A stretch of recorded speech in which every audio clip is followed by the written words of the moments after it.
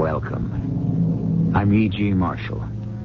In a good mystery story, there should be such a tangle of clues that in desperation, the only answer is the butler did it. But then, this story isn't a mystery at all. It's about how desperate and amoral a man can be if murder seems the only answer to his problems. So why should he blame the butler for the death he finally managed to bring about? Forget it, Mother. It doesn't matter. If I want the money, I'll have to get it for myself. Well, that's nice, dear. Just like your father. That's what he would have said. Now give me a nice kiss good night and wish me sweet dreams. Good night, Mother. Sleep long and deep.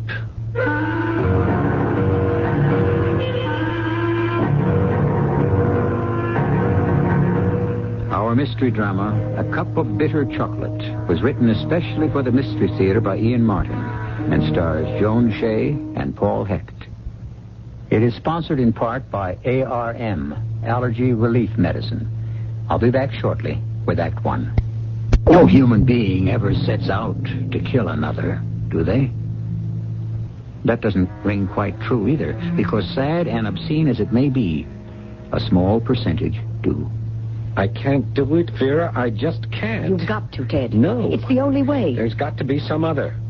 We could borrow someplace. Do you know anyone who would lend you one other thin dime? Well, what about you, Vera? Isn't there somewhere you can raise some money? No. You got by before you met me. I mean, how... You want me to go back to that? No, I mean, well, not exactly, but... Well, some of the guys you used to know... Why don't you come right out with what you want to say? There's only one way I could raise money from those men.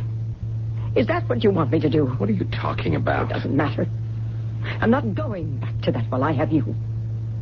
I do have you, don't I, Ted? Yes, of course. I hope you mean that. I depend on you, my darling. So you better get the money. I can't get it from Mother. I've overdrawn my allowance. I have loan sharks clamping down on me from every side. I mean, where do I get it? You're the only heir, aren't you? You know that as well as I do, but... Well, you know how Mother is. Since I have never had the opportunity to meet her, I can only say I know how you tell me she is. Well, you can't exactly blame her. I'm all she has left. I mean... Well, she lost everything in one night all those years ago. I don't say I agree with how she feels since then, but... Well, you can understand it. You understand it, Ted. She has all the money. I haven't any control over it. She wouldn't have any control over it if she wasn't here. Oh, for heaven's sake, don't let's get started on that again. We never stop, darling. You don't know what you're saying. I know, all right. The only way you, me, us, will ever get the money we need out of your mother is if she is dead. Vera, I couldn't. I wouldn't know how. Suppose you were showed the way. I still couldn't. Look, I've done a lot of lousy things in my life, but nothing would make me go as far as murder. Are you sure? Yes. How long do you expect me to hang around? It's either now or never. Oh, Vera, please. I can't kill her. Okay. Then I go to her and get what I can out of her to leave her darling boy alone. Ah, that wouldn't work. It wouldn't be too sure. The Poindexter name is big news, especially if there's a way to drag it into the dirt. And that's just what I would do unless she anteed up. For your information, one of the things your little Vera needs some heavy dough for is to keep you from becoming a father. Oh, no. Oh, yes. You can't. I mean, you What couldn't. other choice do I have? Unless you want to marry me and live unhappily ever afterwards. I do, Vera. It's just that... Mother... Well, you've got to understand her, Vera. Why should I understand her? Would she even try to understand someone like me? It's just that... Well, since the whole rest of the family was wiped out in one night and she ended up in a wheelchair, she hasn't been able to adjust to the fact that life goes on. It's like she was locked into that awful night. And time has just stood still for her from then on. She ought to be locked up if she's that lonely. No, she isn't. I mean, she's clear enough about everything else. It's an attitude more than anything. Anyway, it wouldn't do any real good. The way the will is, it ties up the money while she's still alive. And the only way it ever comes to me is if she's... What have I been trying to tell you? If I could only do it without being caught. You could. Lots of ways. How? Well, that's something we can work out together, darling. I must be mad even to talk about it. There's no way. Of course there is. Pills. What?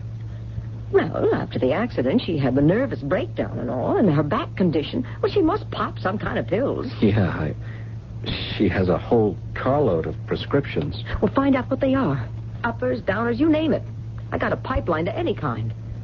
All we have to do is to find out what she has to take too much of.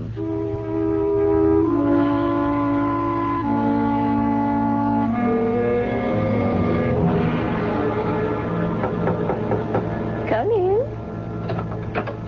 Oh, it's just you, Miles. Yes, Mrs. Poindexter. I brought you your hot chocolate. Isn't it a little early for that? It's 10 o'clock, madam. Oh, and Master Ted isn't home? Mr. Poindexter has not yet returned. Where is he? I believe at the Union Trust Club, madam. It's bridge night, and he fills in for the Commodore. Oh, yes, of course. I'm so forgetful. His father would have been proud of him. Still, it is rather late. Not for today, Mrs. Poindexter. What is today? Tuesday, madam. April 14th, 1979. Oh, how foolish of me. How the years pass. Or do they? We are none of us getting any younger. What a terrible thought. I mean, not for me, but for all the rest. Try to forget, Mrs. Poindexter. It wouldn't do any good, Miles. I cannot. For none of them could ever get older. It all stopped for them in that awful moment when the car went off the road. Janice, Bruce, Thomas, Francesca, and the Commodore himself. Never to get any older, never to be again. Oh, only Ted and myself left. Oh, why, Miles? I can't give you any answer. My husband and all my children except my little one. It was God's will that you should be spared. I suppose.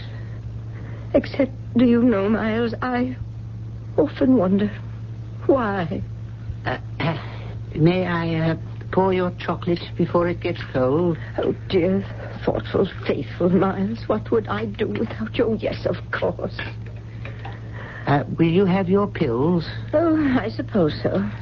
Whatever they're for. Well, Dr. Brouchard is very definite that you follow his routine. Very well. Ted usually feeds them to me. But if you're sure you know what it is I am supposed to take... I think you can trust me, Mrs. Poindexter. Oh, after my beloved son. Who else in the world, Miles? Yes, madam. Here they are, all laid out for you. What is it? Oh, nothing. I was just thinking how odd and variable life is. Night after night, I accept these pills without looking at them or questioning what I take. Yes? Just a silly, vagrant thought. If anyone wanted to get rid of me, it would be so easy. Maybe it might be better. Madam. Oh, Miles, I'm only being silly. I'm ashamed of myself for even having voiced the thought.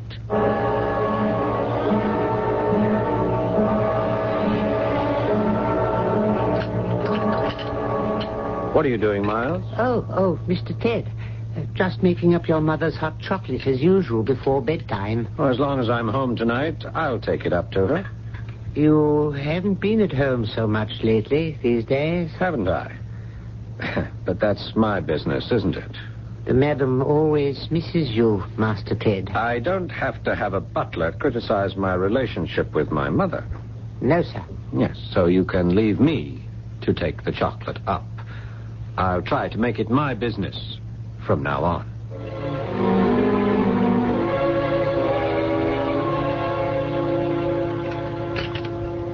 It's always so nice and soothing. You should try a cup yourself before you go to bed, Teddy. Well, maybe I will.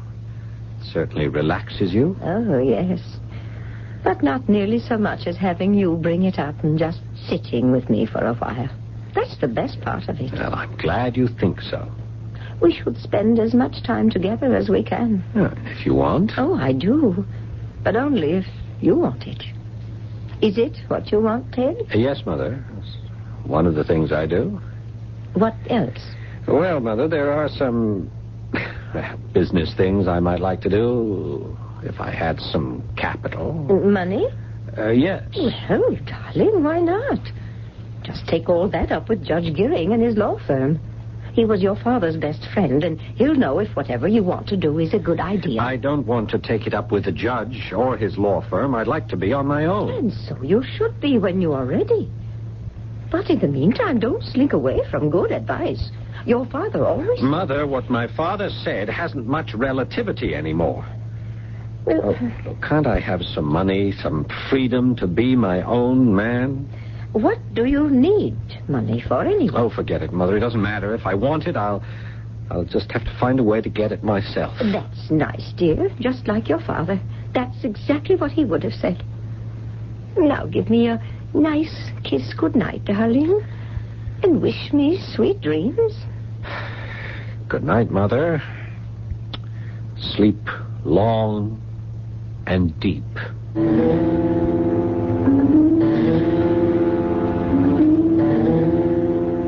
You're sure these will be enough, Vera? Yes. Just spill the powder out of the capsules into that icky drink she takes before she goes to sleep. There won't be any suspicion. Why should there be? An old Back Bay Boston family like yours? Anyway, there's no way to trace these pills. I don't think I could take that drink up to her. Well, you better take that drink up, Ted. And make sure she gets it.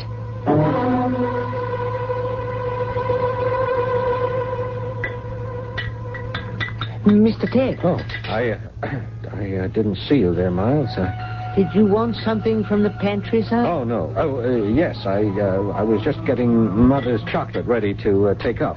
Well, I can do that for you. No, Miles. You know she likes me to do it when I can. I wanted to get this from me. Yes, sir. If you'll let me have the pot, I'll put it on a tray with the cup, and you can take it right up.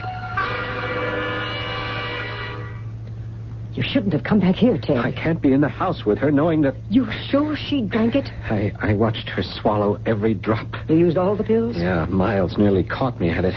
I was just putting the lid back on the pot when he came in. You think he suspects? No.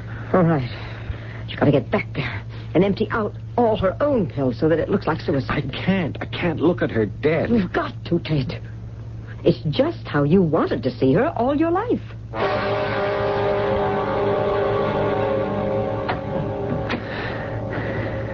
I did it.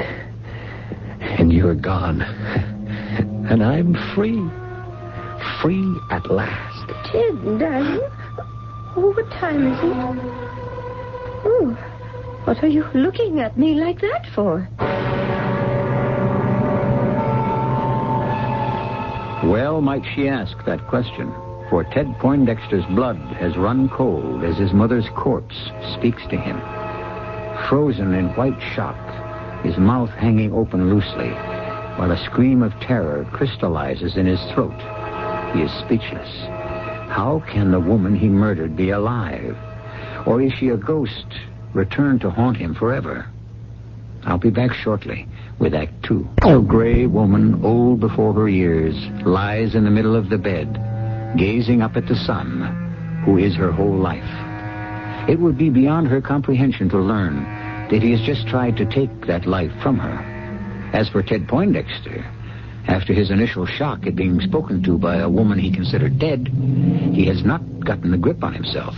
And while he desperately tries to justify his presence in his mother's bedroom in the middle of the night, his mind is racing and speculating about what could have gone wrong in his plan for murder.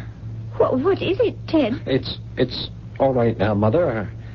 It was only that when I came home, the front door was just on the latch. I called for Miles, but there was no answer. And I started to worry that the house might have been broken into or something. Well, I certainly hope not. I haven't been disturbed. Oh, poor boy, so worried. What time is it? It's about 2 a.m. Oh, is that all?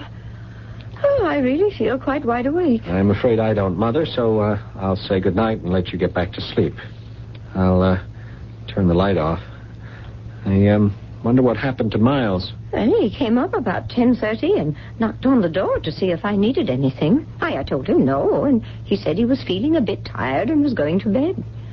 But it isn't like him not to lock up. No, it isn't. Perhaps before you go to bed, you could just look in on him and see that he's all right. Yes, I will.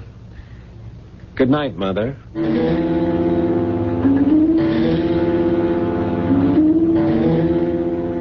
I don't know what went wrong, Vera. But I thought you said your mother drank every drop of what you brought her. She did. And it didn't affect her at all? No. That's impossible. Unless... Unless what? Is there any possibility that your butler could have switched drinks in the pantry? But why? You said you found him passed out in his bedroom. That he left the front door open. That's right. But had he been drinking? No. At least there was no odor of alcohol. You suppose he could have swallowed the chocolate meant for your mother if he made a switch? Maybe, but why would he drink it? It could have been an accident. I mean, how many pots are there in that set of china? Oh, half a dozen. You know, it's a breakfast thing with individual servers. But if he drank the... Oh, what if he dies?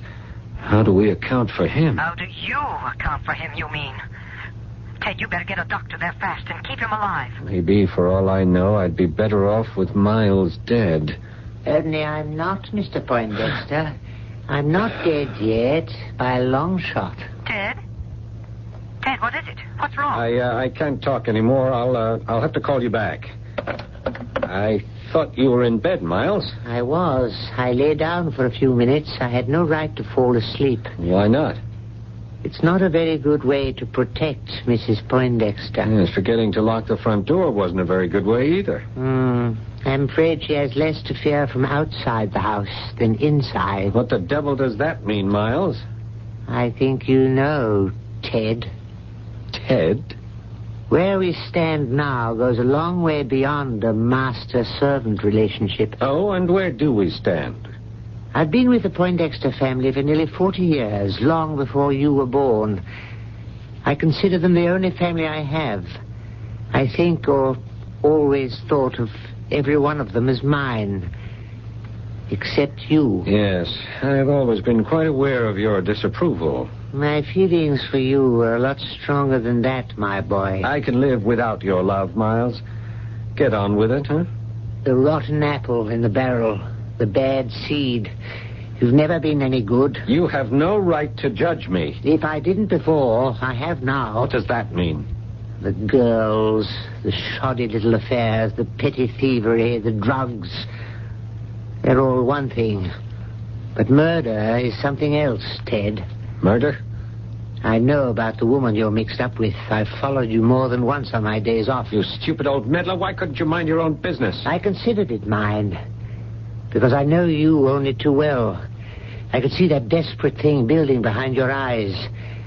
I knew how far in debt you were. I never dreamed how far you were ready to go to get out of it. Until the last few days. Get to the point. Not with pleasure, I assure you. I wondered why you were suddenly giving up your evenings just to take your mother her chocolate drink. I wouldn't admit it to myself, but I was afraid of why. Tonight, I watched you prepare that lethal dose, carefully. So when I got you the tray, I changed to a pot I always brew for myself. You've gotten away with a lot, Ted. But you don't really think as long as I'm around that you could really get away with murder?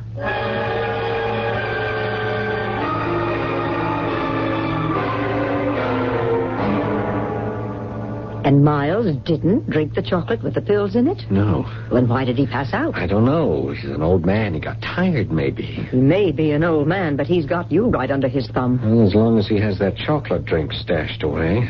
If that drink was to be analyzed, it could lead right back to me. It won't be, he says, if I stay in line. You mean with all the evidence in his hands, he won't go to the police? Only if I try anything again. There's only one answer, Ted. You've got to get rid of Miles first. Or both of them together.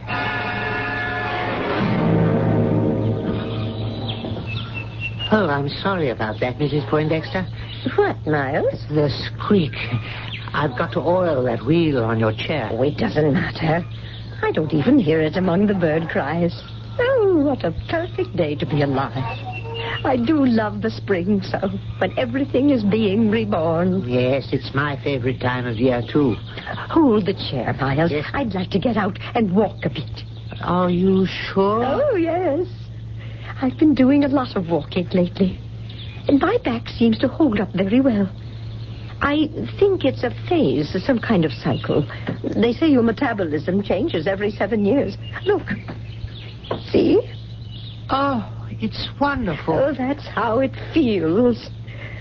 Maybe it's just spring, but, well, everything is lovely. Even my poor Ted.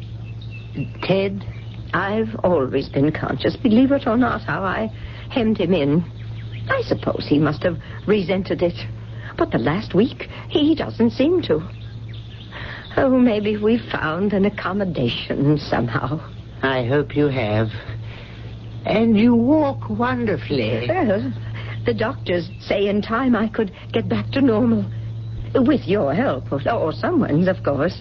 You can always have my help, Clara. Clara? Oh, I'm sorry. That just slipped out. Well, why not? You're a good friend. What would I do without you? You don't need anyone. Not anymore. I'm afraid that isn't true. I'm suddenly very tired. I'd better get back to my chair. Yeah, lean on me. When don't I? All right. Thank you. I wheel you back through the garden? I'd like to, but it's such a long way. Oh, would I be too heavy to push up the hill and in through the garage? To me, you're always light as a feather, Mrs. Poindexter. I think I liked Clara better. So do I. But I don't think for us it's quite appropriate. Well, here's the chair. Let's get you settled. I hate to get off my feet.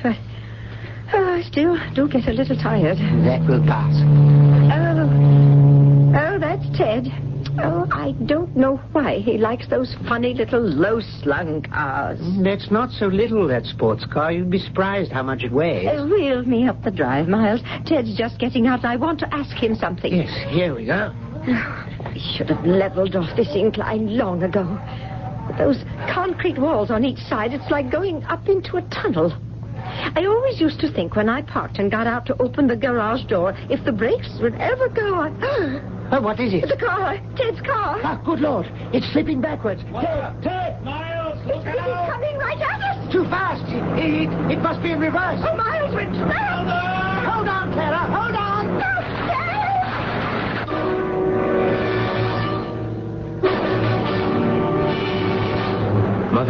Mother, are you all right? I think I'm all right. Oh, Miles? Just a sec. I gotta cut this motor. Can't get to the ignition or... come on, Mother. I'll get you out of here. What about Miles? Never mind. I'll go back for him. You first.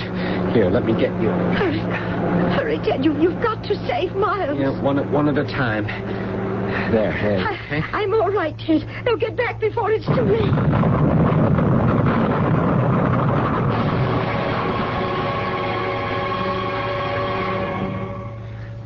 How is he, Dr. Burchard? Oh, fine, Ted, fine. Very lucky. When he went rolling away from the car, after he'd saved your mother, he ended up behind the wall. It shielded him from the explosion. And Mother? A few little scrapes and abrasions. Matter of fact, I'm very cheered to learn she was spry enough on her feet to get out of range. Her back is improved wonderfully. You can see her if you want. I'd like to see Miles first, if I can. Well, I don't see why not. He's bright enough at the moment. But your mother wants to see him, too. Yeah, well, I won't be a moment. Okay. I have other patients waiting. I'll have a nurse take you in. I want you to know, Miles, it was an accident. I don't think I could ever believe that. What do you intend to do? I don't know. I want to talk it over with your mother. Are you going to tell her everything? I might. I'll deny it. I expected that. She might not even believe it of you, even with the proof. The drink with the drugs in it?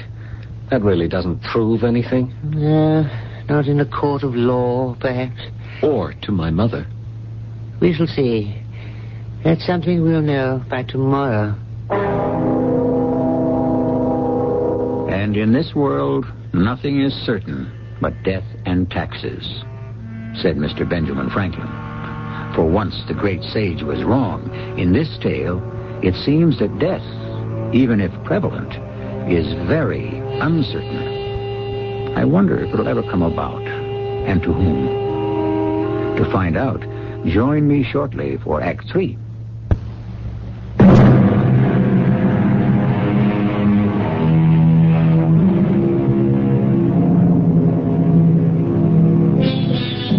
Ted Poindexter has fled to his inamorata, Vera, in search of what solace he can find from her.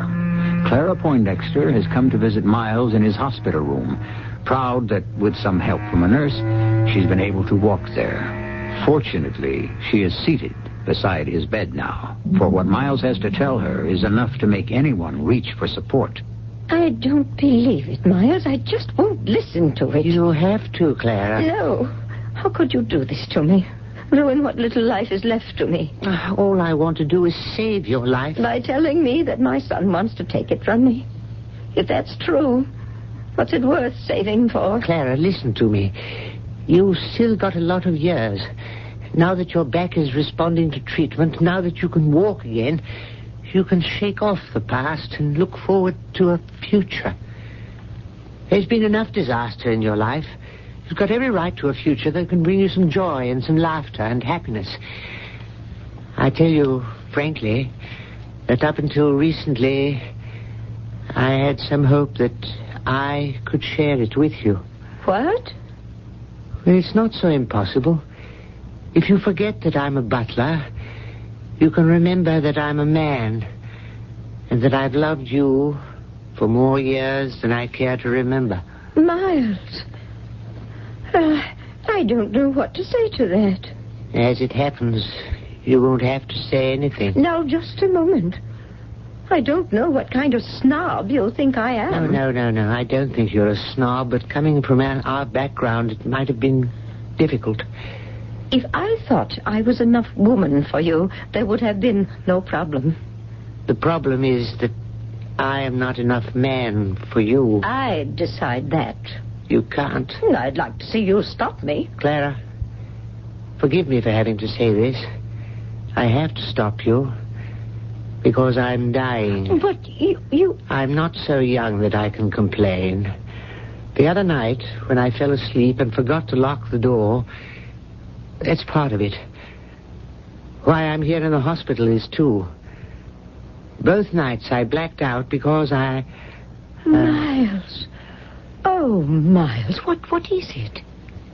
Dr. Brouchard knows about it. I have what's called a neoplasm.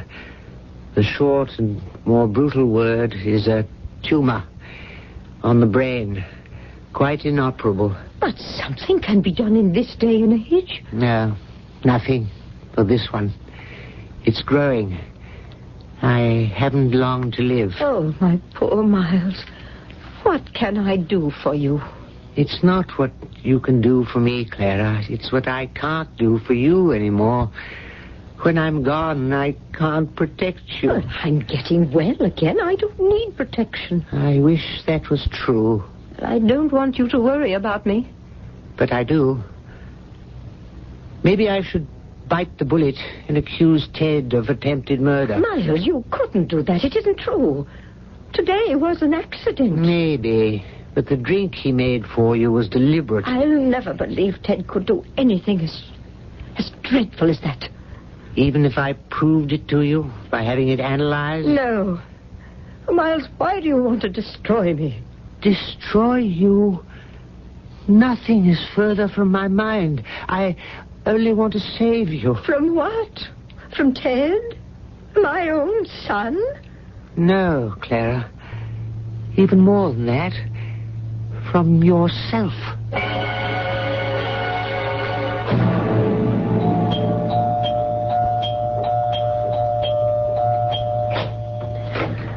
Okay, Ted, I give up.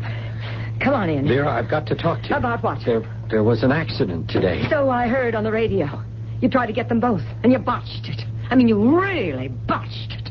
Now they've got you in a corner. Vera, listen. Today was an accident. Oh, yeah? Yeah. I've been meaning to have the shift gate attended to. You see, on that hill there, I usually shove it into first, but the gate is worn and it goes into reverse half the time, so now I leave it in neutral and depend on the handbrake. But this time I must have had it in reverse. Oh, Ted, spare me the mechanical jazz. You think any jury's going to believe all that? What jury? Oh, wasn't someone hurt? They're both in the hospital. No. They're both okay. And Miles is just going to sit still for you? I don't know. The way he feels about the family name. Oh, forget all that, even if he does. Where are you now? A fat chance you have of raising any dough to get what we have to off our backs. I've got something else to tell you. What? Using your collateral as heir to the Poindexter dough, you raised a lot of loans through me and my connections. To say nothing of those pills I kited through for you.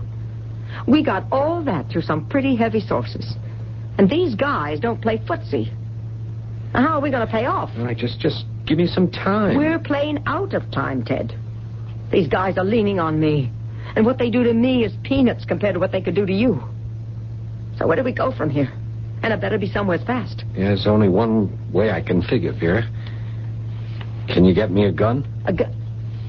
What are you going to do with it? Miles leaving the door open the other night made me think. Now, look, half the houses on our block have been broken into sometime or another. So? So there's going to be a prowler breaks in real soon at my house, and there'll be some shooting and 2 deaths. You can't get away with it, Ted. I mean, only one gun. I have a registered gun in the house with a police license. They'll find the bullets from that where I missed the prowler. The gun you give me will do the damage, and I'll dump that in the bay. When? How soon can I get the gun? Well, make a call right now. They come home from the hospital tonight. We haven't much time. It'll have to be tomorrow night. My, how you've changed. You scare me. Yeah, maybe I'm just growing up and facing facts. Miles can blow the whistle on me any time he wants. I want to blow mine first.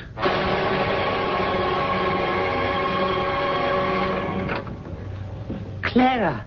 I mean, Mrs. Poindexter. Good morning, Miles. What are you doing on your feet? Getting very used to navigating on them again. How are you today? It's intermittent. For the moment, I couldn't feel better. Give me that bag or whatever it is you have. It's my personal laundry. I thought I'd give myself a little challenge today. More than what you're doing? Watch it now. Don't rush the steps. Between you and the magistrate, I should have no trouble. What challenge? Well, after breakfast, I'm going to visit the laundry room downstairs and put my own personal things in to wash. Aren't you pushing things a little, madam? I thought I was Clara now. Forgive me for that. That was only a dream. I don't see why. I haven't anything to offer you. Only my life. What's left of it. Up until yesterday, I thought there was none left of mine. Look at you, Clara. Back on your feet, finding your health. You would have everything left if it weren't for... Don't. He's my son. He's your nemesis. No, I'll never accept that. Yes, I know. I'm afraid you never will. Where is Ted, by the way? He went off somewhere. Said he had to pick up something, but that he'd be back by dinner time. Miles, what is it? No, nothing. It's just a slight headache. Come along now. Breakfast is waiting.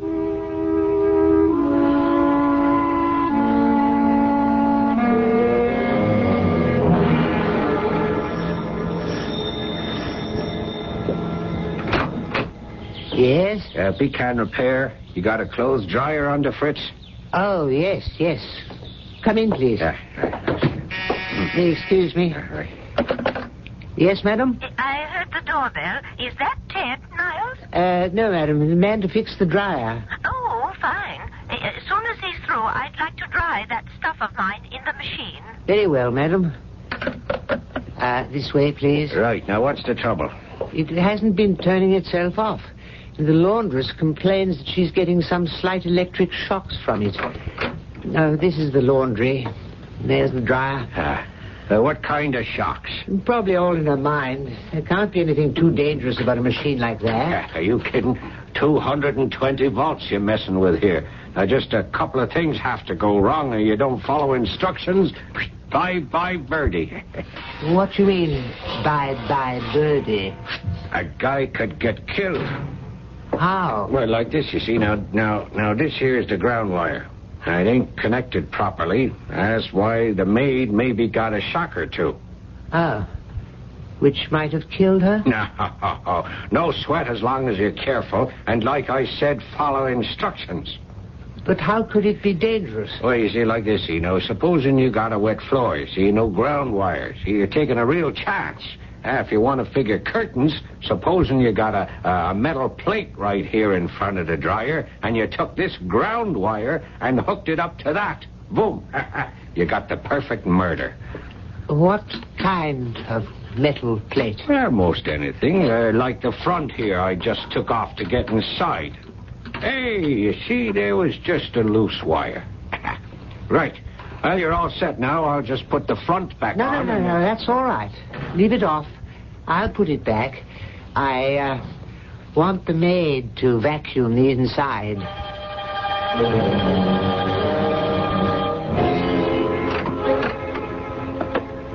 Good evening, Mr. Poindexter. Oh, Miles, so we're back to that again, huh? Crossed swords? I don't trust you. I told you yesterday was an accident. I don't believe you. I don't know any way to convince you. Neither do I. Yes, we can't go on living this way. That is obvious. You're not afraid I'd hurt Mother in any way as long as you can dangle your so-called evidence over my head? Maybe not. But I'm afraid for her as long as you're around. I don't know how you can get rid of me. Is that Ted? Yes, Mother, I'm home. I'll be down in a minute, dear. Oh, Miles, is that stuff in the dryer ready yet? No, ma'am. Oh, dear. Well, can we turn it on? I think so, ma'am. I wonder if you'd mind, Mr. Poindexter? What, turning on the dryer? If you don't feel it's beneath your dignity. What's the matter? Oh, just a headache. I think you'd better turn on that dryer. Okay, Miles, since we seem to be short of footmen, why not? Where is it? In the laundry room at the bottom of the stairs. The light is on. Yeah, don't think this is some sort of victory, Miles. I'll have my innings, too. What do I do? Just stand in front of it and pull on the switch. Right. Miles, what happened? The lights flickered. I'm sorry, Clara. It's the only way I knew you could be safe.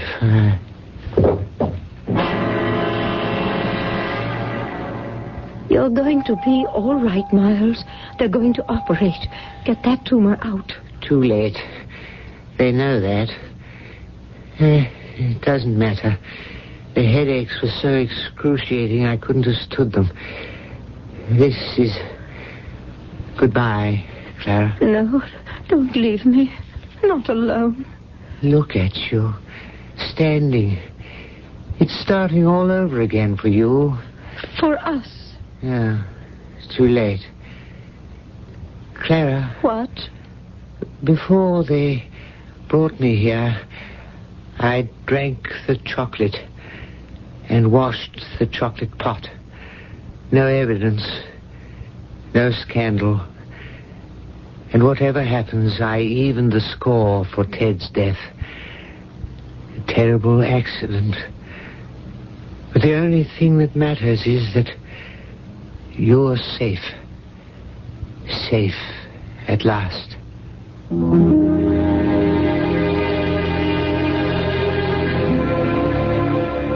Miles died from cardiac arrest before they could excise the tumor. It made little difference, for the drink had killed him anyway. The funeral of Ted Poindexter was a private one, with few mourners. But the friends who were there delighted in the fact that his mother came to it without the wheelchair that had caged her so long. As some simple soul has remarked, it was the best of a bad business. I'll be back shortly.